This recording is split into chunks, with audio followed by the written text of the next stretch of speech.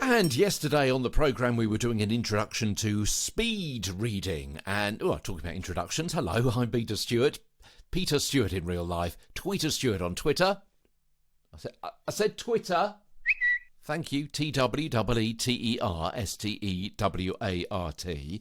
Speed reading, talking to time, may be a really useful skill for you to be able to have, but it can often lead to getting tongue-tied, and we'll talk about recovering from verbal slips and trips in a couple of 3 days on Get a Better Broadcast Podcast and Voice Over Voice. Yeah, why we hit script reading speed bumps when we are trying to talk to time. Well, we can become a little bit unseated because sometimes we're not prepped up to rev up. Yeah, if your engine of articulation is not properly warmed up, then it could seize up.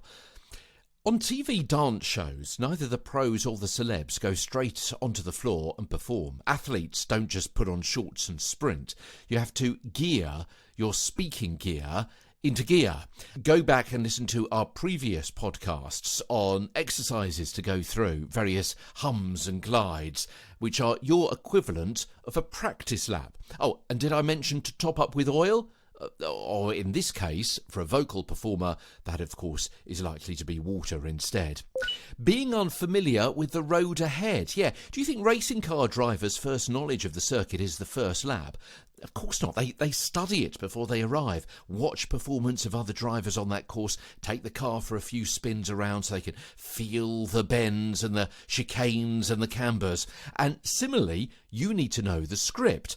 Take it for a drive a few times so you know the route it's taking and the mouth manoeuvres you'll have to make at speed. Know the tricky pronunciatory turns and where the pit stops are where you can take a breath. Being sleepy at a wheel is likely to cause a few problems as well. Yeah, like any good driver, especially one against the clock, you need to concentrate on what you're doing, get in the race zone and focus on the job in hand.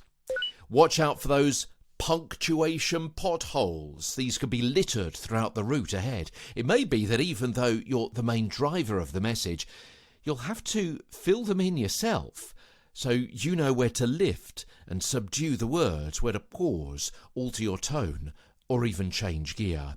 And another problem with speed reads, not reading the road. Yeah, you need to be scanning ahead so you can drive to the conditions, seeing the upcoming words and phrases that may cause trouble, the ones that may leap out and force you to slow down. And if you see them in advance, you can mentally muster your mouth movements, preparing for your pronunciatory prosody.